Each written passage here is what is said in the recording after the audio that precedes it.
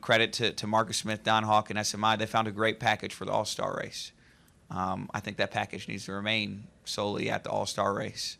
I think that a lot of the drivers in this sport are in a position where they chose Cup racing because of the demands that the cars take to drive.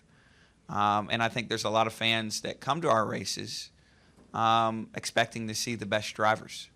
I think if you put a package like this out there, like what we had at the Charlotte All-Star race, on a consistent basis, that the best drivers in the world will no longer go to NASCAR. They'll pick a different sport. That won't happen overnight. That'll happen over time. And I think that would be a tragedy to this sport because the best race car drivers want to go where they can make the biggest difference to their performance. And there's no doubt that you make less of a difference with that configuration, with that rules package. So with respect to that, I'm thankful that it improved the watchability, the show per se for the All-Star race. I think that those are important things to do. But I think we should always be mindful of our responsibility as a sport to make sure that best drivers are able to showcase their talent. And I'm apprehensive that coming with a package like that on a larger scale for the sport will, in time, deteriorate the ability for drivers to make a difference, and that they will look for other racing venues to achieve that. So it's a very interesting trade-off. I think of the three things that I like to see at a race, and I think of fast cars. I think I want to see the best race car drivers, and I want to see a great finish. Those are the three things I want to see. I think that package achieved one of those three and hurt the other two. And in that sense, I consider it a net loss overall. So I know that's a tough question for NASCAR to really wrap their heads around. It's a tough question for us to wrap our heads around. But believe me, I saw the fan videos of people in Charlotte standing on their feet.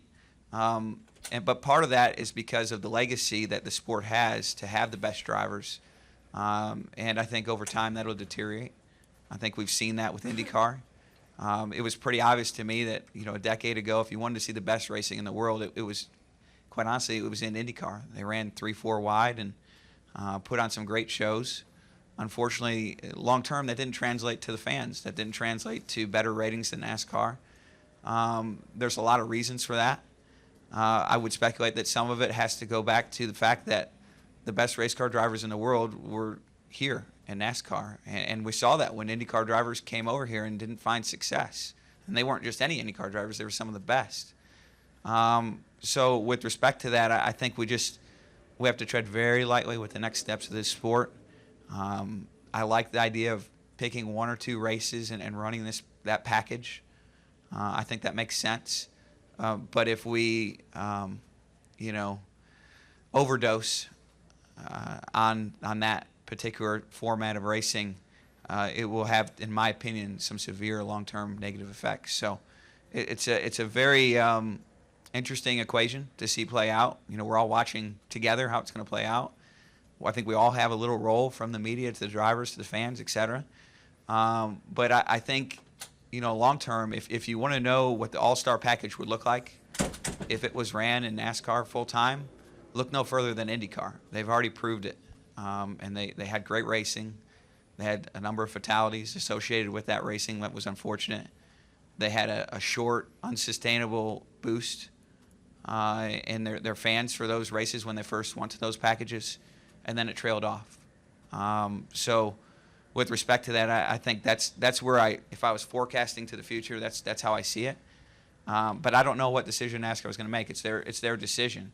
All I can do is give my input, and at this time, those are my strongest thoughts.